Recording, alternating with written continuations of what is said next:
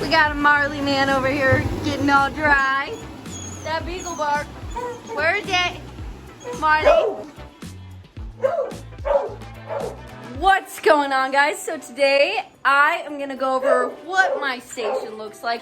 I'm gonna give you the inside on my groomer's tools that I use currently. And yeah, just kind of give you a behind the table today.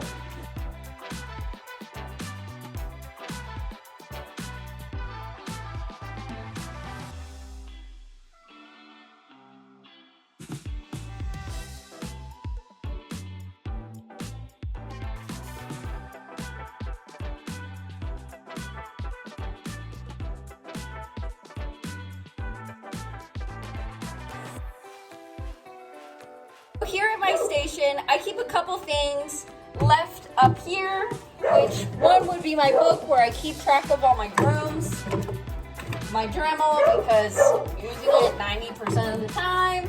Even if people don't ask for dremeling, a lot of the time they don't notice that their dogs don't have much to clip off. And rather than quicking them, I'll just take the Dremel real fast and run it across those nails, get them nice and short. With the paw, we keep all our clients' grooms on little index cards, which works out really good. I try to keep a couple different nail clippers. These ones are my most used, most favorite. They tend to work really well. These guys are great, just need to be a bit sharper. They're really, really dull, so I don't use them too often. And then my kitty clippers, because the occasional little chihuahua toes and kitty nails do come in. So I keep kitty nail clippers. Also here, I keep Quick Stop for those nails that do get quicked, unfortunately. And now I'll bring it to my drawer. Here in my drawer, I keep quite a few things. My blades, my combs, my metal combs, safety scissors, my dematting rake, my fancy new dematting rake I got for my birthday from my lovely crew here at the Paw Spa. We have hemostats, which I use mostly to put bows in hair. Sometimes they'll use them for plucking ears. That's if we have really intense ear hair. Man, I am sorry. Marley's a beagle. Sometimes they just can't stop barking. I'm sure y'all that have beagles know all of that. But back to the drawer. So here I've got my metal combs, and those of you that have dogs that mat, buy yourself a metal comb. Brush them out with a slicker brush, which I keep over here, my 2 slicker brushes. Brush them out with a slicker brush. Run the comb through afterwards, and any mats you find, any tangles you find with this thing, just go back over with a slicker brush. Go back over the comb, make sure you got it nice and good. All right, and then back in the drawer, we've got my straights, because they're straight. Don't use them very often. I really am not a fan of how the straights feel while cutting, but yeah, it's just not one that I like to use. I've got my chunkers, which I've explained in a couple videos, is for those double-coated dogs doing thinning work. These are my thinners. You can tell the teeth are a lot thinner. That's for a lot of those dogs that don't have that double coat. See the difference? It really does have a big difference, especially with the hair. And then I keep my curves. I have 2 different curves. I'm pretty sure one is for someone who is left-handed, but I do like them for just specific angles. I'm trying to cut the hair. Over in my drawer to the side over here, which I showed you previous, I keep quite a few different brushes. My Zoom Groom for those short hair dogs is absolutely amazing.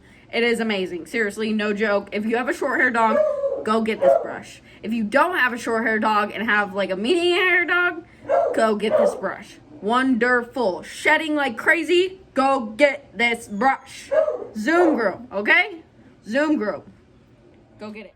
I'm gonna use my Zoom Groom so you guys can see how this one works.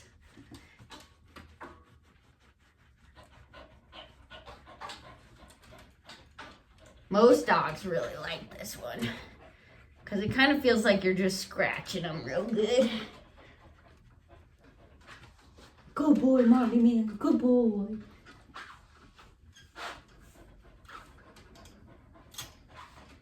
See, it's a way to give them really good pets without getting all your hand oils all over them. Huh, Marley.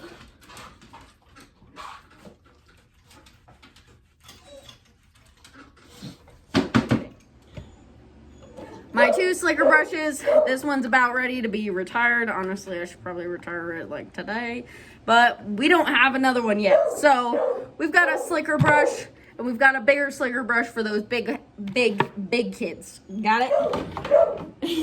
Got it? Get it? Good. Okay, we're being weird today. All right, so here's some more dematting tools. My Furminator. A lot of them have the removable teeth and you can switch out all the good stuff. They have shorter blades for this. So with the Furminator, this is actually a 30 blade. I believe it's a 30 blade.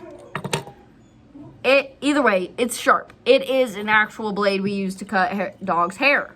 That being said, never use it in the same place more than 3 times. You can cause serious brush burn and it will extremely irritate your dog's skin, and it can also get infected because it's technically an open wound. Now, these, I don't know the specific name of them, which is terrible because I use them constantly, but these are undercoat rakes. They pull all that undercoat out. Again, these are very sharp tools. We use it for dematting because it cuts the mats.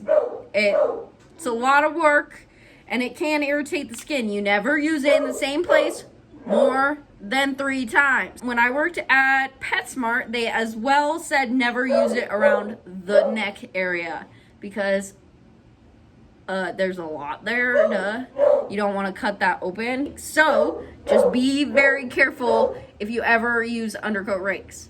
The clippers I use. Currently, I use Andis clippers, 6-speed, and I do really like them, although I really hate having a cord. I would really like to go and get a cordless Andis clipper because I've had my eye on them for a while, but that's also like a $400 to $500 purchase, so we are waiting on that. But I do find these Andis clippers work absolutely amazing. They are fantastic. Now to go into my blades. Currently, my blades aren't clean because I just finished a groom. The blades I currently have at my station are a 10, a 30, a 5, and a 7. I use buttercut blades because I just prefer them. I think they cut like butter. I have experienced a few other clipper blade brands that aren't, I guess, as well known. It was just the cheap stuff kind of thing. And I haven't loved the way they cut. I feel like I have to get them sharpened pretty often. But buttercuts literally cut like butter, man. I mean it. When it comes to blade care, I tend to use our Andis blade oil. What I do is I oil my blades.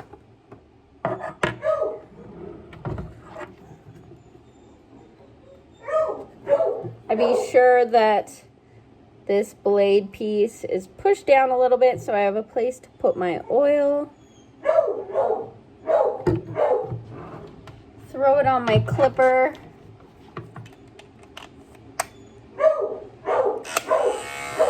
Let it run. My 7 always sounds so rough.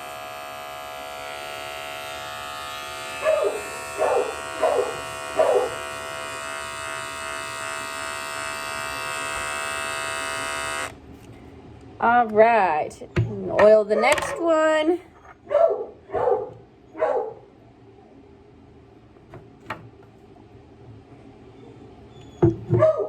Put it on my clipper.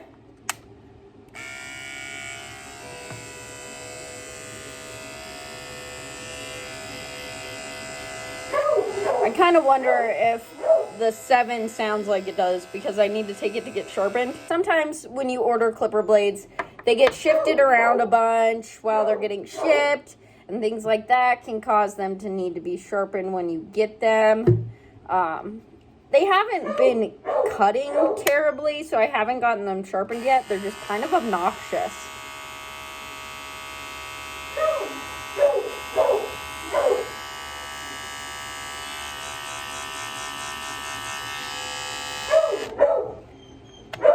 And then once I'm done with this, I will take them over to our blow dryer and blow the hair out of them.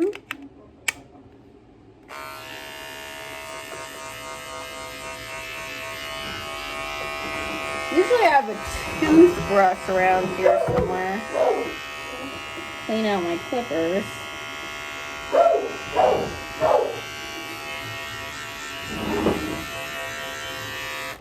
Alright, so those are oiled. Pull this off.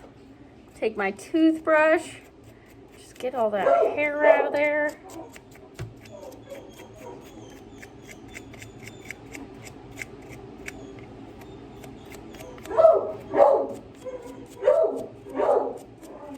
Because it sure collects a lot of hair in these things.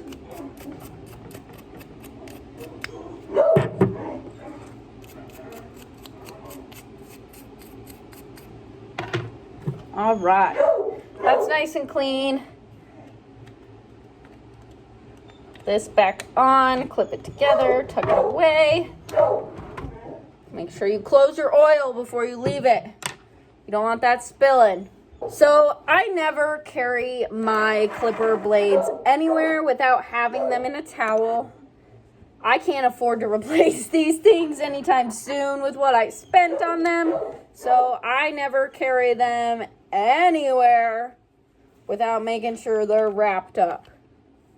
All right, so now I'm in the bathing room. I'm gonna open this up. I'm gonna set a lot of, or at least 3 of these on the counter, so I only have 1 in my rag. I hold it like this while I blow all the hair out of the clipper blade itself.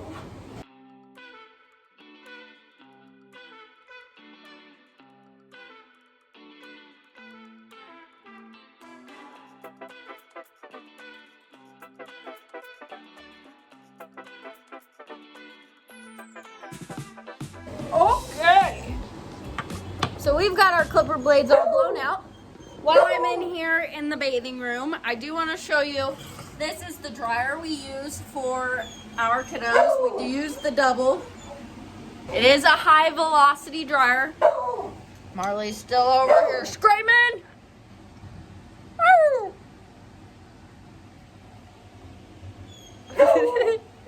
He was like debating. All right, chatting. But got my clipper blades all wrapped up. Take them back to my station. I am currently still building my tool set. So I don't have all of the blades I need. I don't have all of the brushes I need. I'm in the beginning. I mean, I've only been grooming full time for 1.5 years now. So I'm just starting out here, guys. With the combs, I went cheap on my combs. I rarely use my actual combs, and I do tend to use our wall clipper combs because mine tend to chatter with the teeth on my blades, and I don't want to be sharpening blades constantly. So I've been using those blades. Currently, I do have a couple other scissors. Like, I have purple straights. Like I said, my straights don't get used a whole lot. That's why I tend to keep a lot of them put away. I've got pink straights.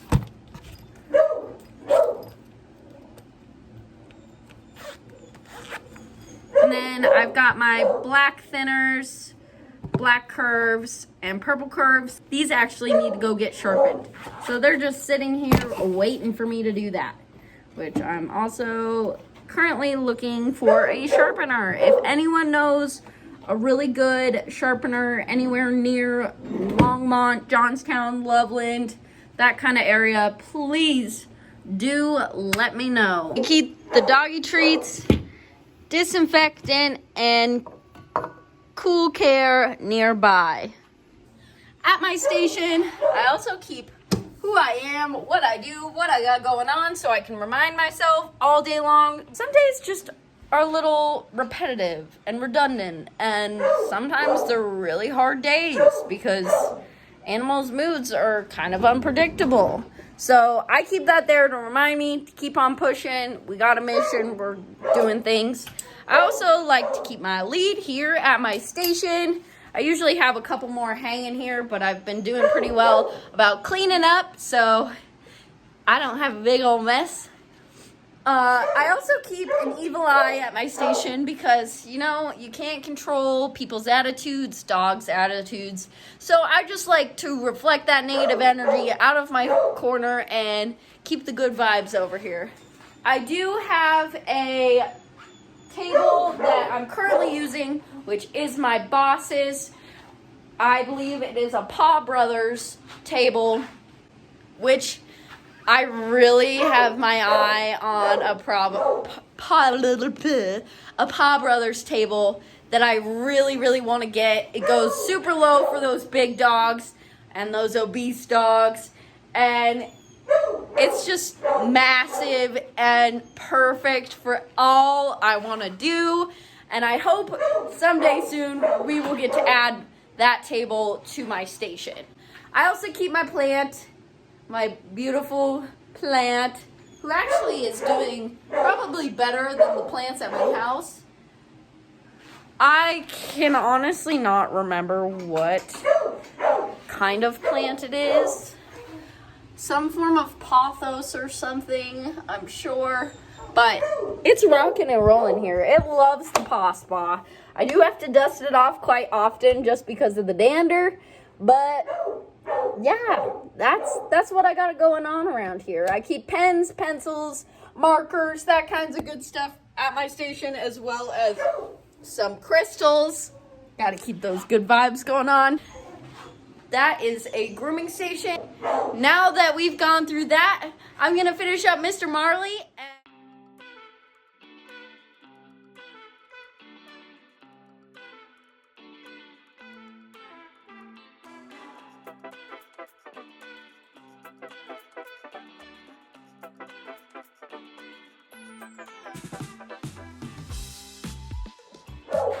I'm really hoping here soon that I can get some really fun grooms in here. I really want to find somebody who's going to let me dye their dog. I really want to find somebody who's going to let me be a little bit artistic with it. Do some cooler patterns, or I don't know, like actual art in their dog would be really cool. We don't get a lot of that here at the Paw Spa. Unfortunately, we see a lot of neglect, as most groomers do. We see a lot of unsocialized and things like that. So a lot of the time we're just doing what needs to be done in order to get them comfortable. And so I am trying to bring more dogs here into the Paw Spa, do more of a variety of grooms, bring you guys some serious groom content that is just mind-blowing, is what I hope here in the future. So if you guys could drop breeds down in the comments, things you'd like to know, brushing techniques, nails, simple stuff that I can throw up a quick video for you guys to reference, please drop that in the comments. I would love to supply you with the knowledge that you need to help your pups at home and help them do better in the grooming salon alone. So, thank you guys for watching. I hope you enjoyed. Like, subscribe, and I'll see you on the bright side. That's all we got here for you folks.